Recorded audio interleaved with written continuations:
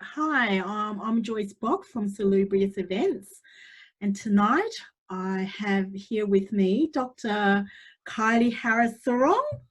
Really excited. She's an independent research psychologist and activist. She completed her doctoral research in the area of spiritual emergence and emergency. She also has an interest in global politics, climate change, and Indigenous wisdom, believing that these themes are all deeply interconnected. Yeah, that's quite an eclectic few areas. Of interest. So I'm really curious about spiritual emergence. Can you explain to me what that state is? Yes, absolutely. So basically, spiritual emergence refers to like a process of awakening of one's conscious awareness, or like an expansion of one's normal state of consciousness. And so it may involve what would be considered spiritual or paranormal experiences, such as hearing voices or having visions of things that others can't hear or see. But it might also involve more existential type issues, such as like experiencing a deeper sense of connectedness with all things, or a deeper understanding of how the universe operates, for example. So the process of awakening can become traumatic and difficult to cope with in some cases, and that can happen particularly if it happens really suddenly or without any warning, for example. So someone might feel like they've sort of been catapulted into this state. And so sometimes individuals might experience awakening as a result of a traumatic experience, for example. And so then in that sort of case, they would have to deal with the original trauma, as well as then the existential issues that brings up for them. And so if the experience does create a state of psychological crisis in that kind of way, it would then generally be referred to as a spiritual emergency or crisis. So you've sort of got these... Some tend to dichotomize it, but I tend to think of it more as a continuum of like a process of spiritual emergence that happens gradually and without trauma, for example, and then sort of going along a continuum to more of a state of emergency or crisis where things ramp up and the person is having trouble coping. But the important thing about these experiences is that they can facilitate positive transformation. And that would generally happen once the crisis has been successfully navigated and resolved. Oh, okay. Wow. So it seems to be quite a I wouldn't well yeah it's not an uncommon kind of psychological state that people go through.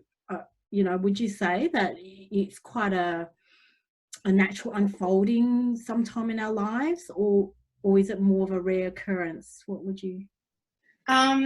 Look, I think it is probably a lot more common than people think it is. I think a lot of the time people might have a personal crisis, but they don't necessarily interpret it in a spiritual sense. Whereas I think that sometimes if you probe a little bit deeper, or maybe ask the person to describe their experience and then sort of offer them a certain framework, moment for them, and then they might sort of think, oh, actually maybe it could be interpreted in that way. So I think because generally in our society, in Western society, spirituality is still in 2020, quite a marginalised topic. I think that possibly a lot more people are having these types of experiences and not understanding what they are, and thereby not thinking of them in that sort of terminology. Yeah, I think I'd have to agree with you there. Like in my experience with my clients, sometimes they talk about having these experiences, and I often think maybe where what they thought of as, I guess, in their comfort zone, that they become disillusioned, and they find that what they perceive as what was normal it has been a lie, or something, what they thought was normal everyday life.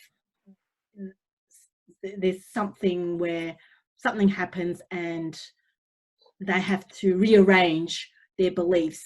It just no longer fits in with how they perceive life. So the whole foundation is just pulled out from under them, and they go into depression, and yeah, I guess a crisis. Yeah, but okay. Absolutely. Yeah. Yeah, I was just going to say that that describes it quite well, because what these experiences essentially are is like a restructuring of everything you thought you knew. For some people, I mean, for some people it's not so extreme. It might be like, it might start off as a gradual sort of, you're just awakening to sort of higher states of consciousness and becoming a little bit more aware of things, and that can happen gradually. But then for some people, especially if it is catalyzed by a trauma, it can be really jarring and just throw people into this state of, oh my God, everything I thought I knew before doesn't make sense anymore. And then that can create, you know, states of dissociation and trauma states, which I think we're actually seeing quite a lot of right now with what's going on with COVID-19. So yeah, if it is that kind of really jarring experience, then it really does entail a restructuring of what people thought they believed and what their normal was. All of a sudden there's a new normal that you have to suddenly adjust your mind to, and that's really difficult. Yes. Yeah, I think not enough attention and acknowledgement has been put into looking at this area. To me, I think it's just an essential, seems to be such an essential part of our psychological growth and spiritual growth. And so what led you into doing this research in your honours and PhD? So my research has been entirely inspired by my own experience. Okay. In that sense, I consider myself an experiential researcher, meaning that my own experience guides my research.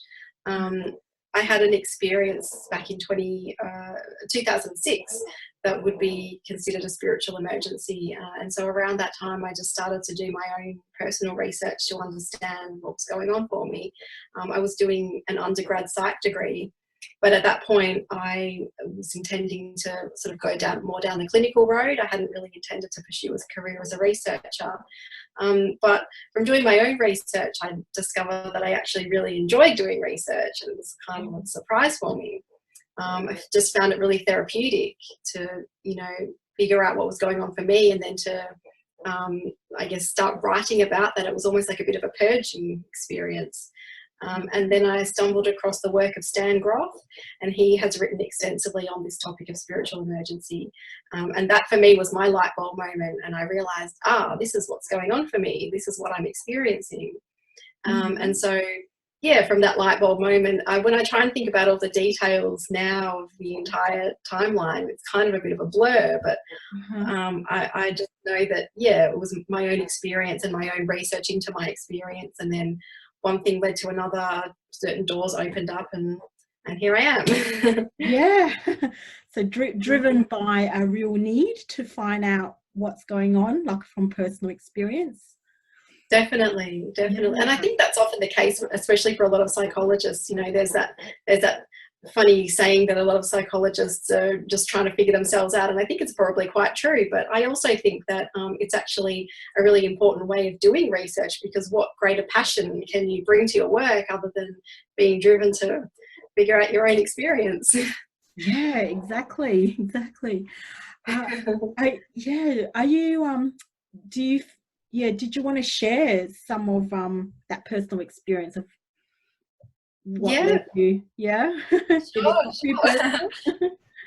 Yeah, no, that's all right. I like being as transparent as possible, because I really think that that sharing these types of experiences is it's healing for me. I think it's healing for other people, because it's validating, and something that I found through my own research is that validation is really, really key. So if by me sharing my experience with other people that can help to create light bulb moments for them, then I'm certainly happy to do that. So my first experience of spiritual emergency was triggered by a relationship, a romantic relationship, and it was very, very intense, and it got to a point where it felt like we were almost like role playing, and it started to feel for me like I think that's when I sort of started really thinking about past life experiences. It was almost like we were playing out different scenarios that had perhaps happened before in a different setting. And so that was something that was very different and new for me, and you know, to most people it sounded a bit crazy. But then as I started reading Stan Grof's work, and he talked about past life experiences, and I realized that these sorts of things happened to other people, I felt like that was probably the standout characteristic of this first experience that I had, where it was this real sense of deja vu and like just an intense relationship that was yeah, like leading to us sort of playing out these different scenarios, and the relationship ended up becoming quite toxic, but along the way it really triggered deep things in me that other relationships hadn't, and it started to make me feel probably what would be considered quite delusional now. Like I became really obsessed with end times prophecy, for example. And I feel like I still don't know all the details of that clearly enough. I was in a bit of an altered state, to be honest, throughout the experience, but I did become quite interested and maybe a little bit obsessive with that, and feeling quite important. So I was experiencing ego inflation and feeling like, you know, I had control of world events, and that certain like songs on the radio or things I saw on TV had a personal meaning for me, and feeling really powerful, like that I could somehow really influence these things. And that experience, I now understand, was what is termed an activation of the central archetype, where you feel like you're at the center of like cosmic events, world events, and you can feel really powerful, but then that can also lead to a state of ego inflation, where the sense of, you know, the sense of ego is starting to be transcended by a spiritual experience, but the ego doesn't like to be transcended, so it will sort of hold on and yeah, create this sense of not being able to relate to other people, thinking that you're a bit more special than other people, for example. Wow. So that was I guess a small aspect of my first experience, but that was enough to really send me into quite a state of trauma. And by the time the relationship ended, it just felt like it had been so epic. I felt like I'd been fighting a battle, basically, and I was quite unwell. I was really physically unwell. I ended up being diagnosed with adrenal fatigue and a thyroid disorder. And physically, I had a lot of muscle soreness and muscle rigidity, and so like this doesn't necessarily happen for everyone, but I personally hold a lot of things in the physical body, especially if I'm experiencing something emotionally or spiritually. It really manifests physically for me. So I then had to go on a really long journey of trying to heal myself physically, and then, you know, through doing that helped to heal on other levels as well. But another thing about these types of experiences is that they can come in cycles. So I sort of got through the first one and got to a certain point of healing. But then after my son was born 3.5 years ago, childbirth was also a massive trauma for me. And that threw me into another state of what I would consider spiritual emergency. I mean, giving birth is a really spiritual experience. Yes. It was for me anyway, and it just again threw me into this altered state of consciousness, and I started having what I believe to be, again, past life memories. That seems to be a thing for me. Different people, you know, would have sort of different aspects that might be more characteristic of their own experience. For me, the past life thing seems to be an issue. So when my son was born, I was having like visions and flashes of things that had happened between he and I in past lives, and a lot of them were traumatic. And so that then threw me into this state of chaos. And when you've got like pregnancy hormones and all that going on anyway, it was just this cocktail of crazy.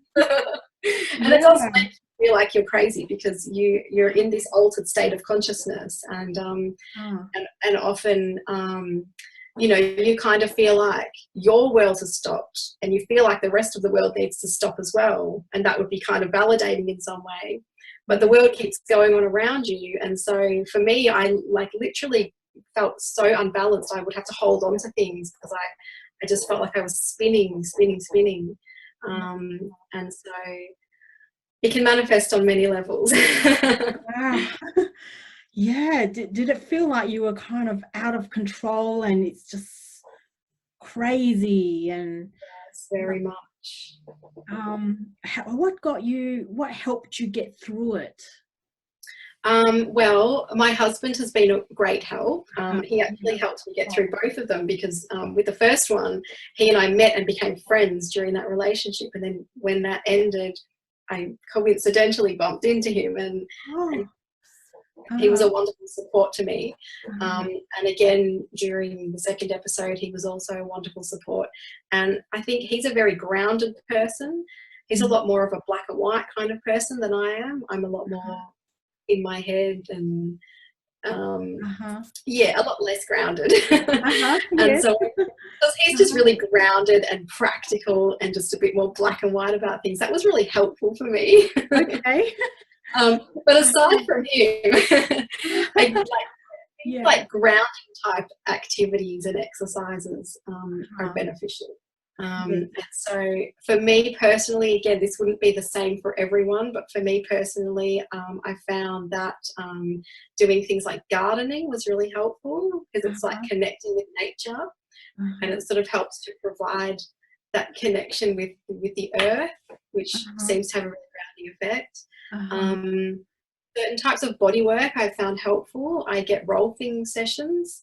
And it's a body work that is quite holistic, and so it works on realigning the body essentially. And I guess the philosophy behind it is that by realigning the body on the physical plane, then it helps to realign things emotionally and spiritually as well.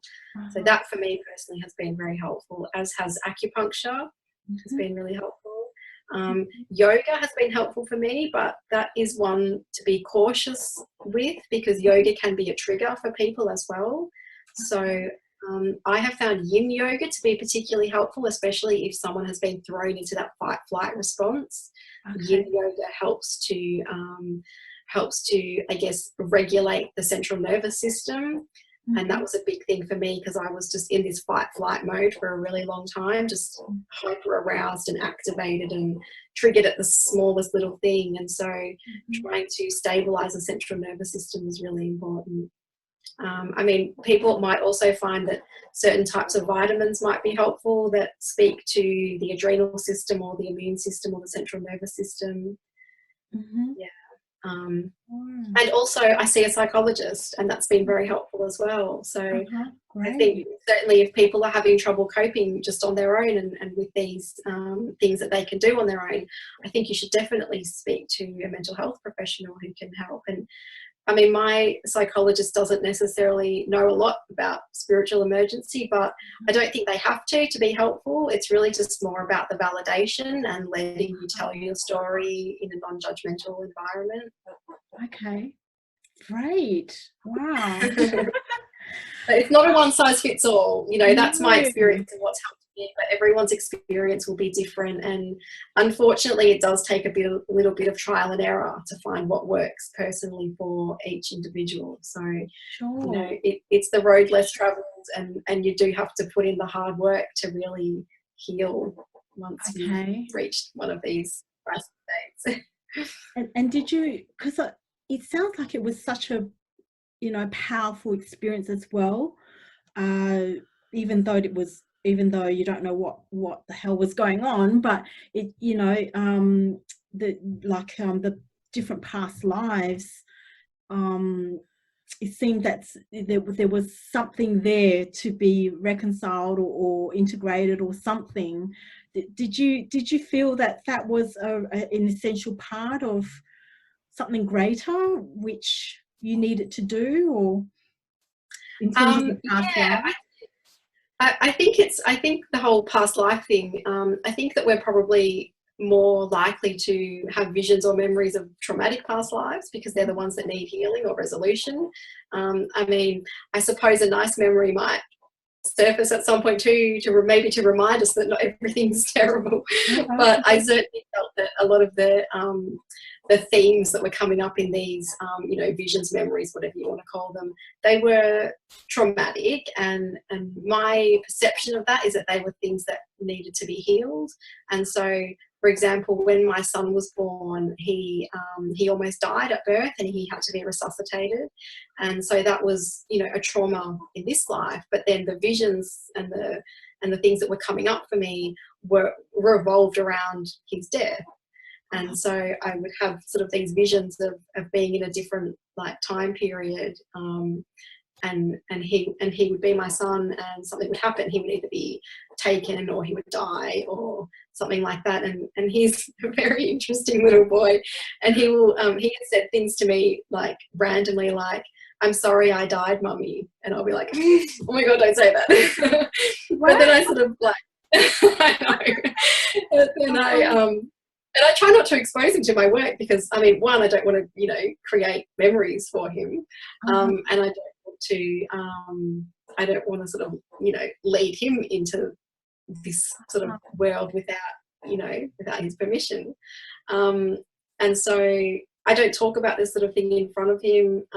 He just comes out with things like this randomly, and when he started saying things like that, I would feel completely sick and sort of say, don't say things like that.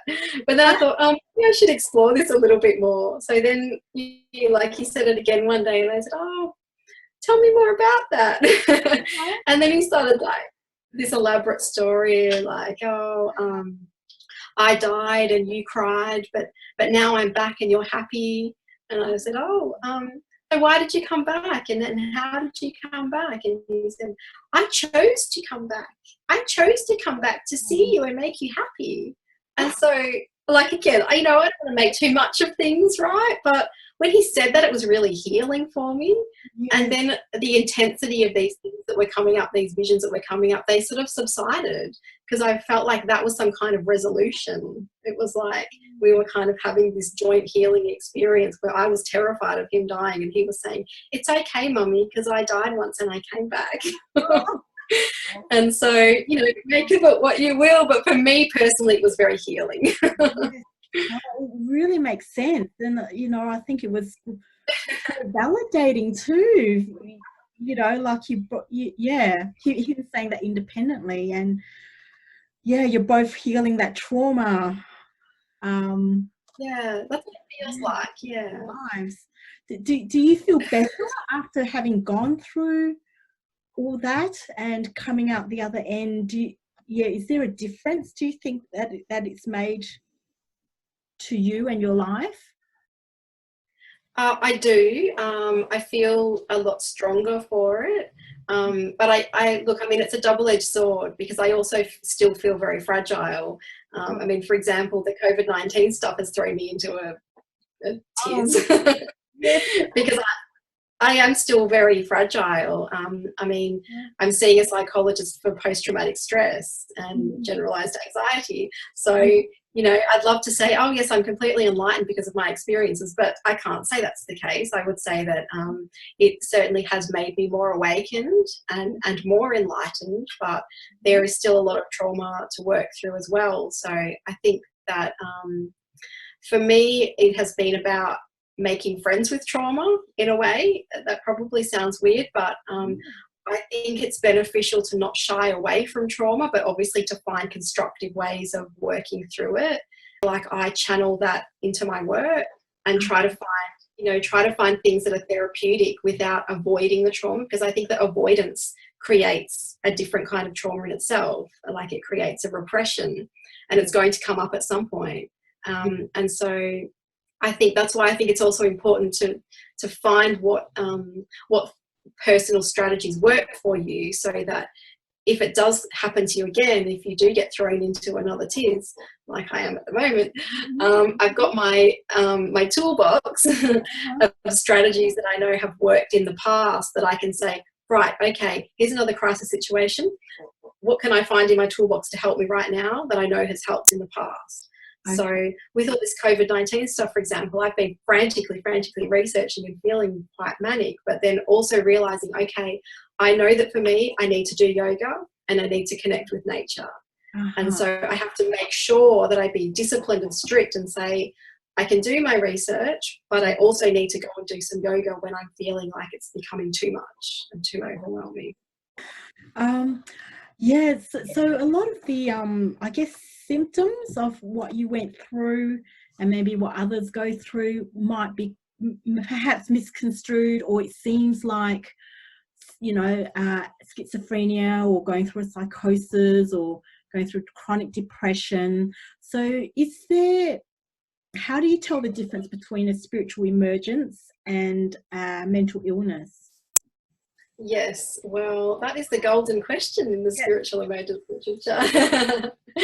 Okay, so in my research, for example, I found that spiritual emergence seems to be related differently to different types of mental illness. So, for example, if we look at schizophrenia and psychosis first, it might be the case that the experiences are seemingly indistinguishable, and some people have argued that. But when I was doing my research, I actually found it quite unhelpful to read that, you know, to read researchers saying, oh, they're one and the same. And people would argue it in both directions, you know. Some people would say spiritual emergency is nothing but psychosis, and then others would say psychosis is nothing but spiritual emergency. And I found that quite unhelpful, and I thought that it was more interesting and helpful, and that my contribution to the research would be greater if I could actually try and figure out if there was a difference, rather than just trying to prove that the two are, you know, sort of essentially the same thing. And so what I did then was I looked at some personality traits that are generally believed to predict or be related to psychosis. So there's a general personality trait that I'm referring to that is called schizotypy, and it's conceptualized as a personality trait that may predispose some people to experience psychosis. And so just like psychosis, schizotypy has a few different components. For example, it is generally broken down into positive traits, which correspond to like the more overt characteristics of psychosis, like hallucinations and delusions. And then there is also what is called negative schizotypy, which corresponds to like the more what tend to be more insidious characteristics of psychosis, like, for example, states of catatonia, lack of interest in personal appearance and hygiene, social anxiety, that kind of thing. So it would be more the characteristics of psychosis that cause a person to become withdrawn from the world. So I looked at these various aspects of schizotypy in relation to spiritual emergence and emergency. So, you know, the healthy process of emergence and also the experience as it starts to ramp up into like states that are more like a crisis. And so what I found from doing that was that the positive symptoms of schizotypy were more strongly related to spiritual emergence and emergency than the negative symptoms. And in fact, the negative symptoms only seem to show up when the individual did report some degree of crisis. So like what that means is that basically the positive symptoms weren't necessarily associated with any kind of distress. People could be experiencing these positive symptoms of schizotypy and reporting spiritual emergence experiences that weren't traumatic for them. They weren't causing any sort of crisis. And when the negative symptoms did seem to be related to spiritual emergence or emergency, it was usually more in those cases of emergency or crisis when the experience was becoming subjectively negative for the person. So the problem here, like, so what these findings are sort of what they sort of brought up for me and what they highlighted was that according to current diagnostic criteria for psychotic disorder, the positive symptoms alone are enough to make that diagnosis, even though they're not necessarily associated with distress. And so I feel then that there really needs to be sort of a reconceptualization of this diagnostic criteria, because, you know, if a person can be having a psychotic-like episode that is based upon a diagnosis based upon hallucinations and delusions, the person is not necessarily having a subjectively negative experience. It's not necessarily something that's causing them distress, whereas it might be perceived that way by the person making the diagnosis, if that makes sense. So would an example be, say, someone believing that they, you know, are an angel on earth and you know, feel very at peace and quite happy, but they're telling people they're an angel, you know, something like that. So it's a positive experience, but a clinician might think, well, that's a hallucination, and that's actually not how she should be experiencing or identifying herself as.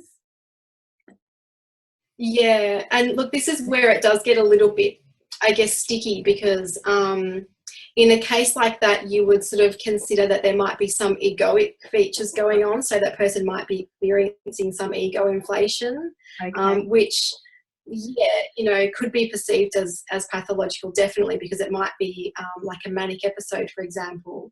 So the person might be experiencing bipolar disorder, and this might be a manic component of that. And so I'm definitely not saying that if someone is only demonstrating positive symptoms, then they're not unwell. I'm not saying that at all. But I guess, you know, the point is that that to base a diagnosis solely upon the positive symptoms is not necessarily a good thing to do, because a person could just be hearing voices or having visions, and then they may not be experiencing that type of ego inflation, but according to current diagnostic criteria, they would fit the description of a psychotic episode. Okay. So I think it definitely is important to have a look at whether there is some sense of ego inflation going on that might be indicative of a manic episode. But look, it might just be the case that someone is communicating with a deceased loved one, for example, and it's not causing them distress, or that the distress that they might be experiencing could be coming from a lack of validation, and feeling like if they explain this experience to someone that they're going to be diagnosed as psychotic, and people are going to think that that's not a normal experience to have. Okay. So could that be a temporary state, like the egoic, like you said, you know, at some point you experience that as well? Can that be temporary, and then you know, you become more grounded later, given the support and all the healing work? Definitely. And I think that generally that kind of a state would be temporary, and it's really very dependent on the support that is given to the person, you know, by mental health professionals, but also by the person's social network, and just their society in general. You know, I think that these experiences are quite a Western type of phenomenon, because of the fact that spirituality is not just a part of our natural lives. I mean, in other cultures, past lives are a given. If someone talks about a past life memory, it's like, yeah, of course, we've all had those, because it's just a part of their culture. Whereas, you know, in Western cultures, if you talk to someone about a past life memory, then they're going to look at you as if you're crazy, because we don't talk about that kind of thing. That's right. It's not real. That's right. It's a fantasy. You're engaging in magic thinking. Yes. I think there's still a lot of progression that's needed. There is. We're way behind. In shamanic cultures, for example. Yeah. I think in many ways we are, absolutely, and this is a you know, a very funny point in the discussion, actually, because if you look at shamanic cultures and indigenous cultures, which, you know, are generally perceived as being primitive or backward, the types of initiation that happen for someone who like receives a calling to become a shaman is that they will experience all of these characteristics of spiritual emergency, including the ego inflation, and, you know, voice hearing and visions and things like that. But it's actually revered within these indigenous cultures, because once the elders in the community recognise that an individual is displaying these characteristics, which we would call, according to a Western medical model, psychosis or mental illness, in different cultures, that person would then be identified as a a shaman who was coming into their calling, and that would be really like supported and held within the community, and that person would be provided with lots of support to go through the process of awakening, because they would be revered as someone who was going to be a healer for their community. And so there's quite a stark contrast here between people in the West who are having these experiences are medicated, often hospitalized, certainly marginalized and made to feel like there's something wrong with them, whereas in different cultures the exact same experience would be perceived as a blessing and something that is, you know, magnificent, and oh, this person is going to be a shaman, they're going to be a healer, we need to support them through this process. And I just think that that's where we are very much behind these cultures that we have called primitive for a long time. I think that they have a lot, that there is a lot within these cultures that we could learn from, and that we should be learning from, and that we should be looking to for guidance. Yes, definitely. Yeah, I do wonder, you know, how many people can be helped if we adopted this model, that, yeah, people, you know, being more empowered, you know, going through the system and supported, rather than, you know, there's something wrong with you and you just have to be medicated for the rest of your life, you know. Yeah. Yeah, Absolutely. so important. Absolutely. So that's why the validation and the sense of you know, the sense of potential that the experience carries with it. I think that that's one of the really the most key and vital elements of trying to help someone who's having one of these experiences, is to really just validate their experience, whether you or not you think it's real or you know, accurate. Just listen to their experience, because I mean, it may be that whatever is coming up for this person, no matter how manic or crazy it might sound, it might have significant personal meaning for them, and by working through the meaning that's in that symbolic, you know, the symbolic visions, or just the symbolism of the experience itself could be really deeply personally meaningful for them, and essentially is operating as a kind of like a restructuring mechanism, where that person is working through unresolved trauma and you know, working through the depths of their psyche basically, and that process can just look really chaotic and not normal. And so rather than just thinking that it's illness or something that needs to be gotten rid of, if we help people through the process and offer them a sense of hope that they can be positively transformed and feel fulfilled in a way that they haven't felt before, when they get to the end of it, then that can make it easier to endure. Wonderful. Yep. I'm with you there. Trauma is the triggers of a spiritual emergence. So you mentioned trauma. Are there other common triggers, or is trauma the main trigger? Yes, there are other triggers. Look, I would say that trauma is definitely a main trigger, but it can also be certain practices. So as I said earlier, yoga can be a trigger, and there are some types of yoga, for example, Kundalini yoga, that do operate predominantly to awaken. And so one of the problems is that as sort of practices like this, like yoga, tantra, for example, even meditation, a lot of practices where sorry, can you hear me? Yeah, we lost it for a couple of seconds. Yeah. The problem is that a lot of these practices were brought over to the West from you know, like Eastern countries and countries that were more spiritual in nature anyway, and were probably better equipped to practice these types of things with gurus and with spiritual teachers and guides. And they've kind of become westernized, and like we do in the West, we sort of bastardize things. And so, you know, a lot of people are practicing these deeply spiritual practices, but they're doing it in a really bastardized way, which means that it's like unregulated, unmonitored, just being taught by people who aren't necessarily spiritual teachers and not necessarily well versed in what can happen if someone is triggered and they do start to awaken in a way that then becomes chaotic, and that then can bring on the trauma. So sometimes the trigger can be like a neutral event like yoga, but then the response that the person receives to what then starts to happen for them, that can then become a trauma, which might then trigger it even further. Okay. Yeah.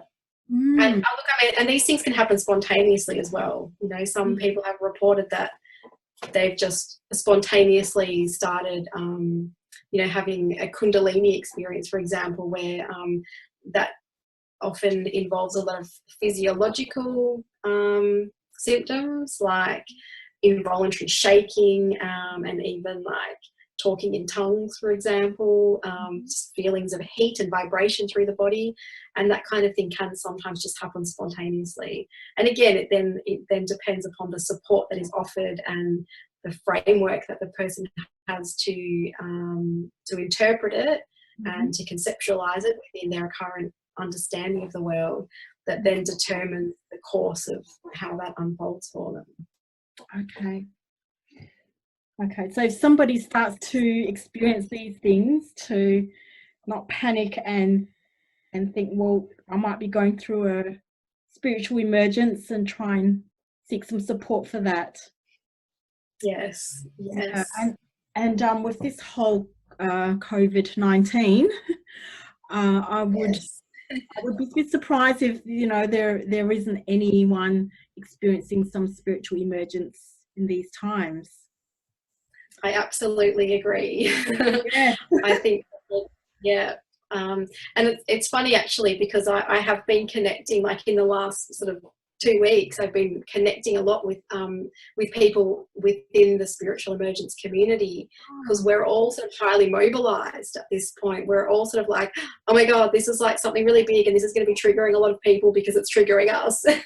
And so we're sort of anticipating that there is going to be a big wave of people becoming triggered, because this is like a global trauma, like we haven't seen before in our lifetimes, really, like something that's on a global scale that we're aware of, because we've got all this technology now where we're just connected with, you know, with everyone in the world if we want to be. So we're kind of watching this thing unfold, and as it's like going through each country in the world, and it is a big trauma. And people, like some of my friends have been saying to me, oh, it feels really surreal, and I'm like, yeah, that's trauma. Yes. And I recognize it because, you know, because I have experienced trauma before, and I've been severely triggered by it myself. But at the same time, I'm sort of recognizing it as well, and thinking, yeah, I'm feeling traumatized, and my friends are feeling traumatized, and my family's feeling traumatized, and this is the kind of thing that triggers spiritual emergency. Yes. So brace yourselves. But you know, but again, like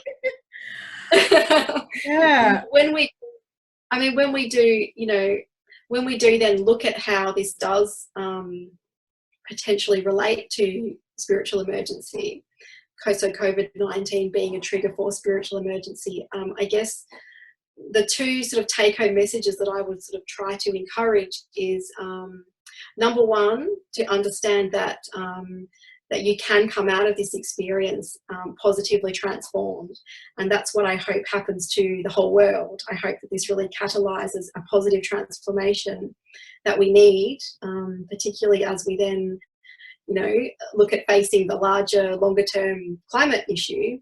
But also, I would encourage people to not downplay the trauma, and to not try and avoid it or shy away from it, because I actually think that that's a really important part of the process.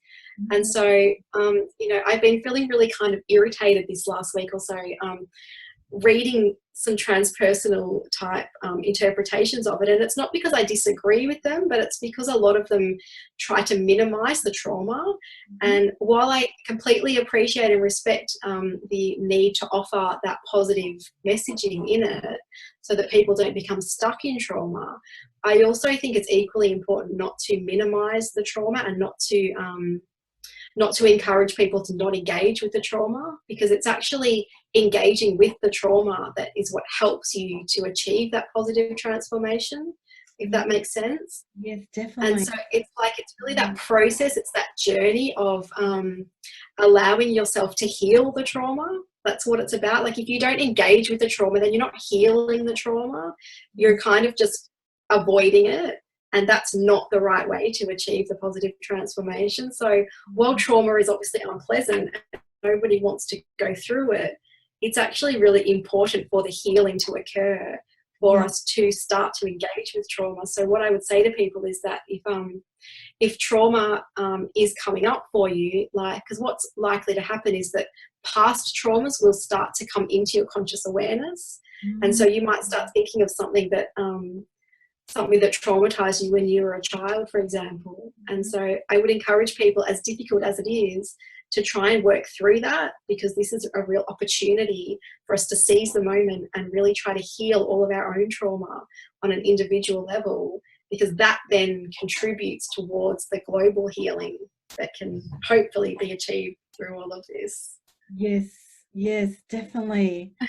So really allow the feelings to envelope you and come up, and all the feelings and thoughts that come up, and memories, and confronting, fear of isolation or fear of death or disease.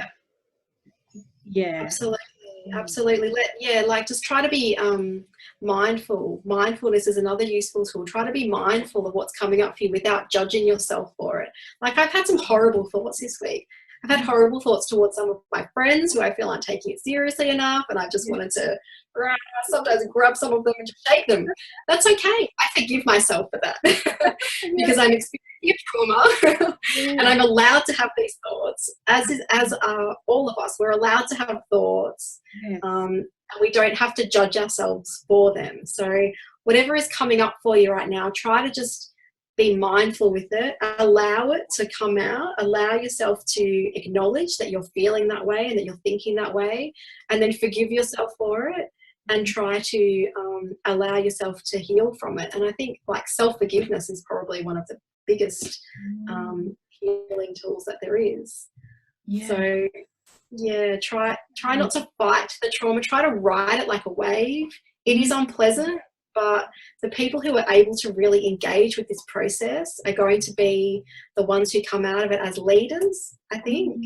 And because, we are sort of seeing a lot of parallels between COVID-19 and the climate crisis, and the kind of the buzz in the more progressive circles is that this current experience can provide a blueprint for how we deal with the climate crisis, because this is kind of like an acute crisis, and so we have to be mobilized with it right now because it's happening and we have to figure out how to deal with it. Whereas the climate crisis for a lot of people is so abstract, and it doesn't feel real yet. I think it feels more real for us in Australia here since having the bushfires, which like literally just happened. So we're sort of a little bit more aware that, maybe climate change is a thing. And so like, there is the beginnings of the mobilization for it, but we're still not doing enough for that. So a lot of people are suggesting that what we learn now from how we deal with COVID-19 can be really taken as a blueprint for like putting things in place for addressing the climate crisis. Even to the point that, like, with the whole world in lockdown, we're sort of in place all this infrastructure. Well, putting in this infrastructure that can be then taken forward to deal with that more chronic issue of climate change. So I really think that the people who are able to navigate through this trauma now and come out positively transformed will be the ones who will really step up as leaders when it comes to then dealing with the climate crisis, which will be waiting for us when we emerge from this global pandemic.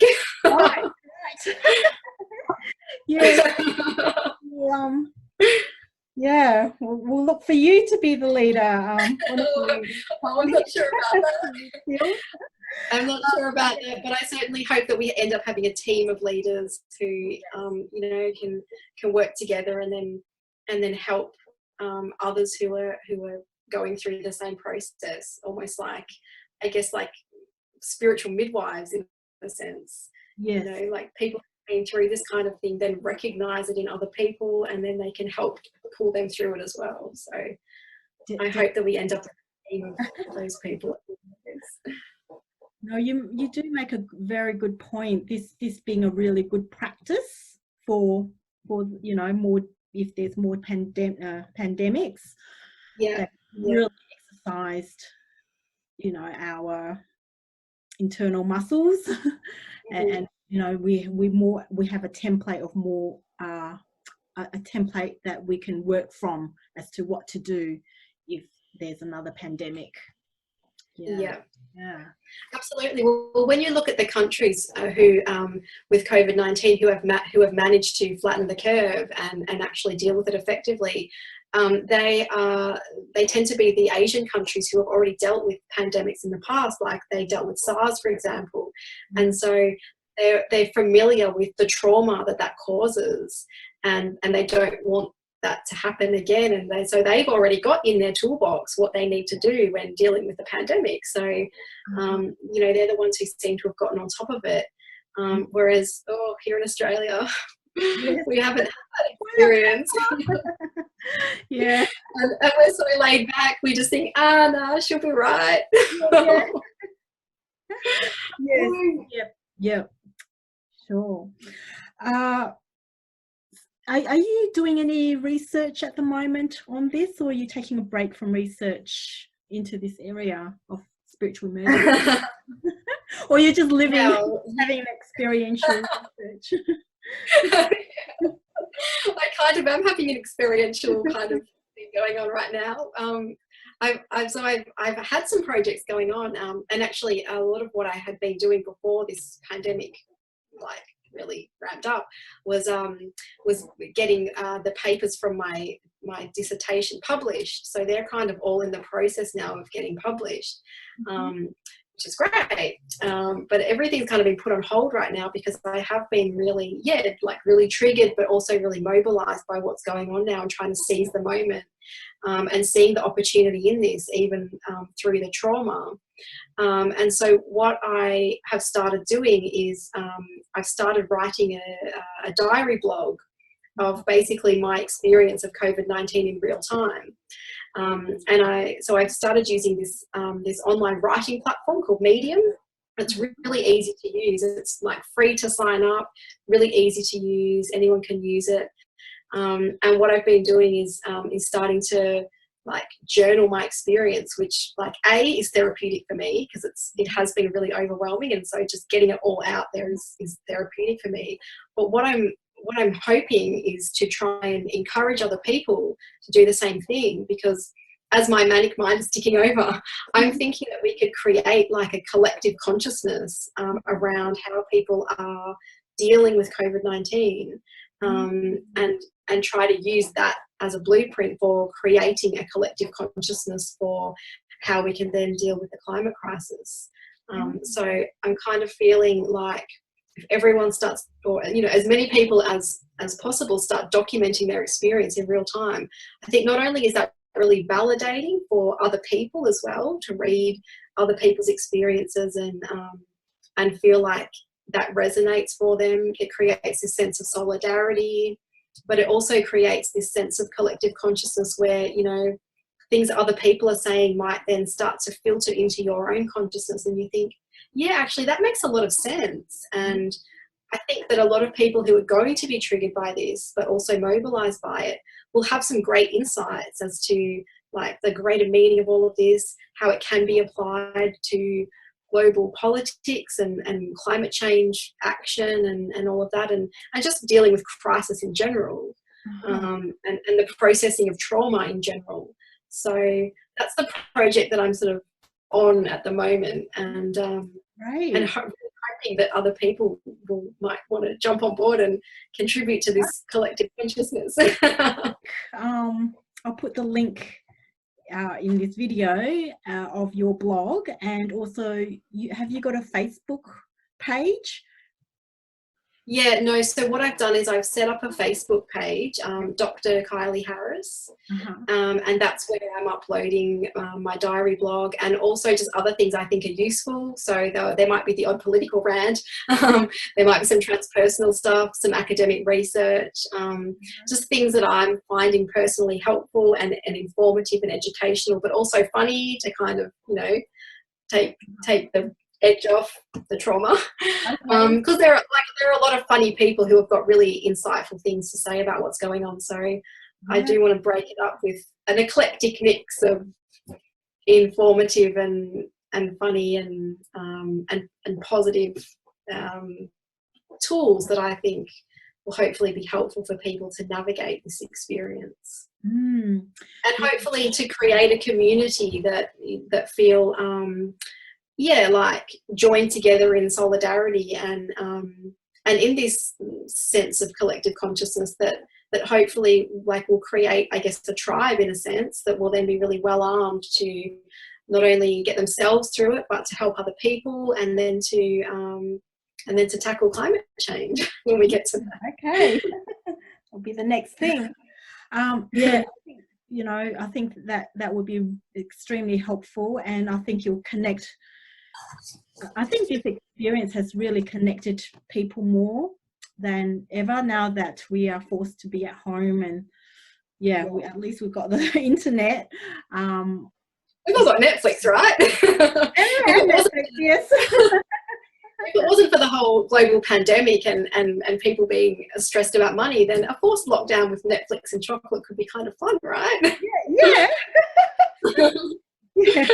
Watch like a part of me thinks maybe we should all just sit down and just watch Game of Thrones. I think there's a lot of messaging in that. A Game of Thrones binge and watch it together online. That's right. Channel the collective consciousness of Game of Thrones and all the messaging that's in that. Okay. Yes. I've just written in my last blog entry, which I haven't posted yet. I've just written about how even Game of Thrones trauma is coming up for me. It is symptomatic. I would say that the violence is pretty horrible, and the way that women are treated is like that. Yeah. But look, I think elements to it somehow. There really is. There really. Yeah. But you know, the point is that like whatever trauma comes up for you, no matter how trivial it seems, just go with it. Yeah. Allow it to come up and try and heal it. Yes. So there will be some Game of Thrones stuff on my website as well. Okay, cool. All right. Well, thank you so much, Kylie. It's been really such a pleasure to talk to you about this, and thank you so much for the sharing of your knowledge and of yourself as well, of your personal experiences. I love hearing about that, and I'm sure it's helping a lot of people as well. I hope so. Thank you, Joyce. That's they're very encouraging words, because I do really hope that by sharing my experience and encouraging other people to share their experiences, I think that's the best way we can heal each other. It's like peer support. Yes. Peer support seems to be the way to go with this type of experience. Empowering one another through just being really open and candid and raw about our personal experience and how difficult it's been for us all, but also how healing it has been as well. So I hope that people find it helpful. Yes. So thank you. Definitely. Thank you. Thanks once again. Thanks, Joyce. Stay safe.